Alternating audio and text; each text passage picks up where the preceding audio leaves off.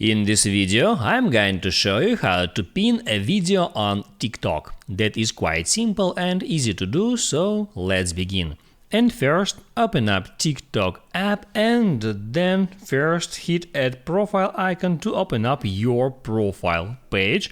There I got one video pinned already, and let's say I want to pin another one, so first I have to do is just hit and this video to open it up, and then in order to pin that video I have to tap at three dots icon and from here tap at pin icon to pin that video.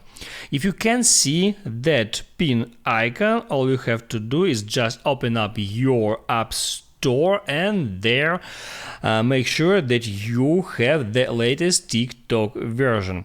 Now I can move on to my profile, and here as you can see now I got two pinned video. You can pin up to 3 videos on TikTok profile, and if you want to unpin the video you can simply do this. Just open up that video, then hit at 3 dots icon, and from here you can find and the same place unpin icon. Just hit on that to unpin that video from your TikTok profile.